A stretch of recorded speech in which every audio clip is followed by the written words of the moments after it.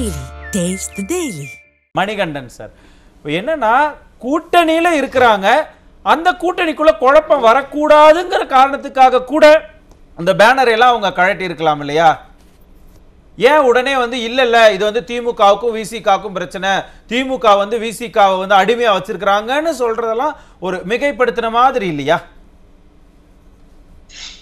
தமிழகத்தில் ஜனநாயகத்தின் குரலாக ஓங்கி ஒலித்துக் கொண்டிருக்கிற நியூஸ் தொலைக்காட்சிக்கு என்னுடைய மாலை வணக்கங்க. முதல்ல ஒரு விஷயத்தை நான் சுட்டிக்காட்ட விரும்புறேன். சொல்லுங்க. அங்க உங்க ஸ்டுடியோவுக்கு வந்திருக்கிற கெஸ்டுங்களுக்கு 2 பேத்துக்கு நல்ல சேர் கொடுத்துட்டு எங்க அண்ணன் இவருக்கு மட்டும் கனகராஜனுக்கு ஏதோ பிளாஸ்டிக் சேர் கொடுத்த மாதிரி இருக்குது. இல்ல அவருக்கு நல்ல என்ன சார் சார் இல்ல இதெல்லாம் இப்படி எல்லாம் நீங்க இது அவரே எதுவும் சொல்லலாம், அப்படி எதுவும் நடக்கவும் இல்ல. என்ன சார் இது? சரி, இது கொஞ்சம் கன்ஃபியூஸ் ஆயிடுது. வேற டிவி சேனலோ நினைச்சிட்டேன். இது சமதர்மமா எல்லாத்தையும் நடக்கிற ஒரு சேனலுக்கு மறந்து போய் சொல்லிட்டேன், மன்னிச்சுங்க. விஷயத்துக்கு வரங்க.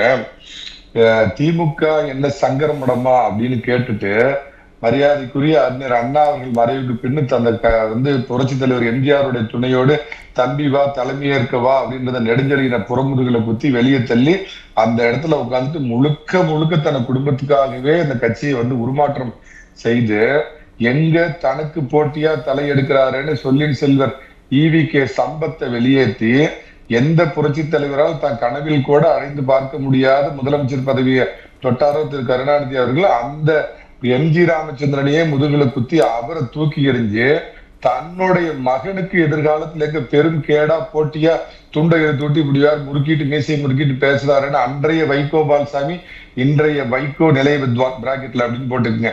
அவர் அந்த கட்சியில இருந்து தூக்கி எறிஞ்சு இவ்வளவு கட்டுப்பாடோட தான் தலைமை பதவிங்கிறது திமுகவுக்கும் ஒருவேளை ஆட்சி கட்டில அமர வந்தால் என் குடும்பத்துக்கு தான், என் மகன் பாத்தீங்கன்னா ஸ்டாலின், உதயநிதி, இன்பநிதி, அவருக்கு பிறக்க போற நிதி, அவருக்கு பிறக்க போற நிதிகள் இப்படின்னு ஒட்டு மொத்தமா கட்சியவே என் குடும்பத்துக்கு பட்டாவை போட்டு வச்சிருக்கிறப்ப உனக்கு ஏதோ போனா போகுதுன்னு இப்ப பிளாஸ்டிக் சேர் எல்லாம் விட்டுட்டு பிளாஸ்டிக் சேர்ல கொஞ்சம் குசன் வச்ச சேர் போட்டோம்னா வருங்கால முதல்வரே அப்படின்னு ஒரு போஸ்ட் அடிச்சா எப்படி சார் அவங்க ஒத்துக்குவாங்க? இந்த விடுதலை சிறுத்தைகளுக்கு இந்த குசும்பு இருக்கக்கூடாதுங்க. ஏங்க இருக்கிறது நாங்க பண்றது நிலை வித்வான் வேலை. அதுக்கு அவங்க தவறாம ஒவ்வொரு தேர்தலையும் உங்களுக்கு ஒரு ஓட்டப்பானையும் ஒரு உதயசூரியனும் கொடுத்து கையில நல்ல கை நிறைய அள்ளி 10 கோடி 15 கோடி கொடுக்கறப்ப இந்த தொண்டர்களால திருமாவளவனுக்கு சிக்கல் வரும்னு நினைக்கிறேன். இவர் என்ன மணிகண்டன் சார், இது என்ன சார், எல்லாருக்கும் எல்லா உரிமையும் இருக்குல்ல, இது ஜனநாயக நாடு, யார் வேணாலும் எந்த பதவிக்கு வேணாலும் வரலாம். அப்படி இருக்கக்கூடிய சூழல்ல அவங்களுடைய உரிமை, அது அவங்களுடைய ஆசை, என்னைக்கு வேணாலும் அது நடக்கலாம் அப்படிங்கிற ஒரு எண்ணம் கூட அவங்களுக்கு இருக்கலாம். ஏன் அவங்க வைக்க கூடாது? என்ன இது அடிமைக்கு எதுங்க ஆசை? அதாவது சமூக நீதினு பேசும் திமுக வாய்கிலேயே பேசும். வாரிசு அரசியலும் சமூக நீதியும் எப்படிங்க ஒரே கோட்டில் பயணிக்க முடியும்? இந்த அடிப்படை கேள்வி யாராவது கேட்டிருக்கிறீங்களா? சமூக நீதி பேசுனீங்கன்னா வாரிசு அரசியல் எப்படி ரெண்டும் ஒரே கோட்ல பயணிக்க முடியும்? இதெல்லாம் தெரிஞ்சுதானே திருமாவளவன் போறாரு. அந்த கட்சியினுடைய 2ஆம் நிலை தலைவர் வன்னியரசு சொன்னது, நாம சொன்னதில்ல. ஏயா நீ எல்லாம் பொது தொகுதிக்கு ஆசைப்படலாமா அப்படின்னு திரு கருணாநிதி அவர்கள் எங்களை ஏகடையும் பேசினார் அப்படின்னு ஒரு பிரதம தொலைக்காட்சியில அவர் கொடுத்த பேட்டி இன்றளவு இருக்குது. சோ உட்கார்றதுக்கு உங்களுக்கு உருப்படியான சேர் கொடுக்க மாட்டேங்கிறாங்க. நீங்க எல்லாம் பொது தொகுதிக்கு ஆசைப்படலாமா அப்படின்னு கேக்குறாங்க. பொது தொகுதிக்கு போறப்ப ஏப்பா அந்த உன் கொடியை கொஞ்சம் கழட்டிருப்பா, இங்கெல்லாம் வேற ஜாதிக்காரங்க இருக்கிறாங்க, உன் கொடியோட வந்தா இத்தனை அவமானங்களையும் பொறுத்துக்கிட்டு அங்க இருக்கிறாரு அப்படின்னா அவருக்கு கிடைக்கிற சில ஆதாயங்கள் அது வேற விஷயம். அடிமை வேலை பார்க்க போனா இல்ல மணிகண்டன் சார், இல்ல அவங்க இது எல்லாத்தையுமே அவங்க கிட்ட கேள்வியா முன் வச்சதுக்கு தான் அவங்க தெளிவுபடுத்தி இருக்கிறாங்களே, நாங்க கொள்கை கூட்டணி, நாங்க கொள்கையாக ஒன்றாக இணைந்திருக்கிறோம், ஈவன் நாங்க சீட்டு கம்மியா கொடுத்தா கூட நாங்க திமுகவோட தான் இருப்போம்னு மதிமுக காம்ப்ரமைஸ் தானே பண்ணியிருக்கிறாங்க. துரைவைக்கு கூட அதை தானே சொன்னார். அதே போலத்தானே விசிகாவும் சொல்றாங்க. கொள்கை கூட்டணியா கொள்ளை கூட்டணியா? இல்ல அந்த வைகோவை பத்திலாம் தயவு செஞ்சு பேசாதீங்க. ஒரு காலத்துல கருணாநிதி அவர்களுக்கு எதிராக நீங்க கொடி பிடிச்சி என் மேல கொலைப்பள்ளி சுமற்றினார், என் தலைவர் கொலைப்பள்ளி சுமற்றினார் அப்படின்னு ஊருக்கு போய் கூவி உங்க பேச்சை நம்பி அன்னைக்கே லட்சக்கணக்கான பேர் உங்க பின்னாடி திரண்டு 9 பேர் தீக்குளிச்சு செத்தான். இந்த வைகோவுக்காக அந்த வைகோவை நம்பி 9 பேர் தீக்குளிச்சு செத்தான். போன 2 மாசம் முன்னாடி பார்லிமெண்ட்டுக்கு முன்னாடி பாத்தீங்கன்னா வாழ்க வாழ்க கனிமொழி வாழ்க அப்படின்னு கோஷம் போடுறாரு. அந்த 9 பேர் ஆவி ஆன்மா சும்மா விடுமா? அதாவது கொள்கை கூட்டணிங்கிற திருமாவளவன், சகோதரர் திருமாவளவன் எதற்காக அந்த கட்சி ஆரம்பிச்சாரு? தாழ்த்தப்பட்ட, ஒடுக்கப்பட்ட, கீழ்நிலை, விளிம்பு நிலை மக்களை முன்னேற்றுறது அப்படிங்கிறதுக்காக ஒரு கட்சியை ஆரம்பிச்சுட்டு இவ்வளோ அசிங்க அவமானங்களையும் தாங்கிக்கிட்டு அவங்களோட இன்னைக்கு சுகபோகமா இருக்கிறீங்க. வேங்கை வயல்ல கூட உன்னோட தொப்புள் கொடி உறவு வந்து அசிங்கம் கலந்த தண்ணியை குடிச்சான, அதுக்கு நீதி வாங்கி கொடுத்தீங்களா? 72 பேர் கள்ளச்சாராயம் குடிச்சு தாலி ஏற்று செத்தாங்களா? அதிகப்படியா பாதிக்கப்பட்ட பட்டியலின மக்கள், அதுக்கு குரல் கொடுத்தீங்களா? அங்க ஏர்போர்ட் கட்டுற அப்படின்னு சொல்லி பாத்தீங்கன்னா ஒரு பேரிகார்டர் போட்டு கிட்டத்தட்ட 4.5 வருஷமா பாகிஸ்தான் பார்டர் மாதிரி அடைச்சு வச்சிருக்காங்க, அதுக்கு குரல் கொடுத்தாரா? இல்ல பாசிச பாயாசம் பாடுங்களா ஆகுனா? அந்த பாசிச பாயாச பாஜக கூட இது வரைக்கும் விவசாயி மேல குண்டர் சட்டம் போடல. அந்த குண்டர் சட்டத்துக்கு எதிராக இவர் ஏதாவது போராடினாரா? ஏன் சார் செத்து போய் எல்லாம் மது குடிச்சு செத்து போறான், அதுக்கு நான் ஒன்றிய அரசு குன்றிய அரசு எடுத்து போராடுறேன் அப்படிங்கிற மது ஒழிப்பு மாநாடெல்லாம் நடத்தினாங்களே சார். உனக்கு முதுகுல, அதாவது கூடி குறுகி ஆண்டான் அடிமை திமுக எப்படி காலகாலமா உங்களை ஆண்டான் அடிமையா வச்சிருக்கோ, குமிஞ்சு முதுகுக்கு பின்னாடி முதுகு மறைஞ்சு போச்சா? யாரு இருந்து மது ஒழிப்பு மாநாடு நடத்தணும்? மாநில டாஸ்மார்க் கடையை நடத்துற மாநில அரசாங்கத்தை ஏத்து நீ போராட்டம் நடத்திருந்தா நீ வீர சூர. இப்ப வீரங்கிற பேர்ல ஒரு புதுசா மது வந்திருக்குதான், அந்த வீரனுக்கு ஒப்பானவரா போயிட்டாரு இவரு. இந்த மாதிரி இவரோட வீக்னஸ் தெரிஞ்சுக்கிட்டாங்க சார். ஒண்ணு தெரிஞ்சுக்கங்க, திமுகவுல எதை வேணாலும் சகிச்சுக்குவாங்க. நீங்க அந்த தலைவரை ஒப்புமில்லார் மிக்குமில்லார், நீங்க வாழும் அம்பேத்கர் சொல்லுங்க, இல்ல மணிகண்டன் சார் ஒரு நிமிஷம் இருங்களா? இல்ல ஒரு நிமிஷம் இருங்களா? ஒரு நிமிஷம் சொல்லுங்க. நீங்க எதை வேணாலும் சொல்லுங்க, இல்ல நீங்க வின்ஸ்டன் சர்ச்சிலுங்க, இல்ல நீங்க சேக்குவாரானுங்க.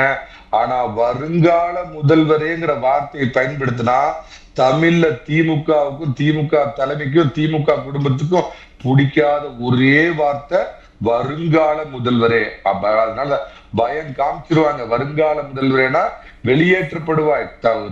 மணிகண்டன் சார், அது கட்சிக்காரங்க தான் வச்சாங்கன்னே கூட எடுத்துக்குவோமே. கட்சிக்காரங்க அவங்களுடைய விருப்பத்தை அவங்க சொல்றாங்க. அதற்கு விசிகாவினுடைய தலைவர்கிட்ட கேள்வியை முன்வைக்கிறாங்க. இந்த மாதிரி திமுக காரங்க அகற்றிட்டாங்கன்னா அவர் சொல்றாரு, இல்ல அதெல்லாம் இருந்தது நான் பார்த்தேன் அப்படின்னு சொல்றாரு. அதைத்தாங்க சொல்றேன். அப்போ உங்களை அருமைக்குரிய மரியாதைக்குரிய பட்டியலிட தாழ்த்தப்பட்ட என் தொப்புள் கொடி சகோதரர்களே, உங்க பேரை சொல்லி உங்களுக்காக அரசியல் பண்ணி உங்களால் ஒரு முகவரி பெற்ற உங்களை வழிநடத்தக்கூடிய தலைவர் திருமாவளவன் எப்படி இருக்கிறாருன்னு பாத்துக்கங்க.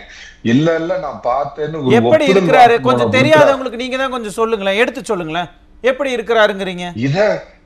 இதை விட அதிமுக ஆட்சியில் எப்படி அப்படி உருமிச்சு திருமா என்னென்னலாம் உருமுனார். நடக்காத எல்லாத்துக்கும் பாத்தீங்கன்னா எடப்பாடி பழனிசாமி காரணம், ஒன்றிய அரசு காரணம் அப்படிங்கிறனால இப்ப பட்டியலிட்டேன் சார். இத்தனை அக்கிரமம், லாக்அப் டெத், ஒருத்தர் அஜித்குமார் அடிச்சே கொண்டாங்க. அதுக்கு வாய் திறந்தாரா இந்த திருமாவளவன்? அப்ப 4 நாளைக்கு முன்னாடி கோயம்புத்தூர்ல ஒரு பொண்ணு அநியாயமா, நான் ஒண்ணு கேட்கிறேன் திருமாவளவன் அவர்களே, நீங்க தான் எந்த மதத்துக்கு போறீங்களோ இந்து மதத்துக்கு தான் நீங்க எதிரி அங்கெல்லாம் வேஷம் போடுவீங்களா?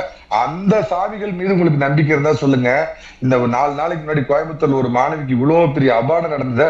இதே எடப்பாடி பழனிசாமி ஆட்சியில் அந்த மாதிரி நடந்திருந்தா வானத்துக்கும் பூமிக்கும் குதிச்சிருக்க மாட்டீங்களா? எதில் எடுத்தாலும் ஏன் சார் டெல்லியில குண்டு வைக்கிறான், அதுக்கு பாத்தீங்கன்னா சொல்றது பிஜேபி பின்னணியில் இது நடந்திருக்குங்கிற மாதிரி இதெல்லாம் பேசுறாங்க. எல்லாத்துக்கும் மேல இன்னொரு விஷயம் என்ன அப்படின்னு கேட்டீங்கன்னா, அவர் ஏதாவது தனித்துவமா இண்டிபெண்டா சுதந்திரமா பேசி வேற ஒரு கூட்டணிக்கு வரலாம்னா எந்த காலத்திலும் நடக்காது. ஏன்னா ஒவ்வொரு கட்சியிலையும் காங்கிரஸ் கட்சி உட்பட தன்னுடைய ஆதரவாளர் கூட்டத்தை திமுக உருவாக்கி வச்சிருக்கோம். ஒருவேளை இந்த கூட்டணியை மாறலாம்னு நினைச்சாருன்னா வன்னிய அரசு கட்சியை 2 உடைப்பார். இதுதான் திருமா பார்க்கலாம் என்னதான் நடக்க போகுதுங்கிறது நம்ம பொறுத்திருந்து பார்க்கலாம். சேல மணிகண்டன் சார், இதே மாதிரியே கூட்டணி கட்சிகளை நம்ம பெரியண்ணன் மனோபாவத்தோட நடத்துறதும், இதே மாதிரியே நம்ம கட்டுக்குள்ளதையே இருக்கணும், இவங்களுக்கு இது போதும் அப்படிங்கிற இந்த மனோபாவம் திமுக கூட்டணியை என்னெல்லாம் செய்யும் நினைக்கிறீங்க? ஒன்னும் இல்ல சார், கவியரசு கண்ணதாசனுடைய பாடல், புரட்சி தலைவர் பாடின பாடல் தான், அடிமையின் உடம்பில் ரத்தம் எதற்கு. அதுதான் அடிமையா அங்க போனீங்கன்னா நீங்க அடிமையாத்தான் இருக்கணும், அடிமையாத்தான் வாழணும், நீங்க பக்கவாதியம் தான் வாசிக்கணும். தாழ்த்தப்பட்டவர்கள் மிதிக்கப்பட்டாலும், அழிக்கப்பட்டாலும், ஒழிக்கப்பட்டாலும் வாய் மூடி அமைதியாக இருப்பதற்குத்தான் உங்களுக்கு கிடைக்குவதெல்லாம் கிடைக்குது, கொடுக்க வேண்டியதெல்லாம் அவங்க கொடுக்குறாங்க. அதை விட்டுட்டு திமுகவிற்கோ திமுக தலைவருக்கோ பிடிக்காத முதலமைச்சர் அப்படிங்கிற வார்த்தையை உச்சரிச்சா கூட நீங்கள் ஒட்டுமொத்தமாக அழிக்கப்படுவீர்கள், வெளியேற்றப்படுவீர்கள். திருமாவளவன் புரிஞ்சுக்கணுங்க.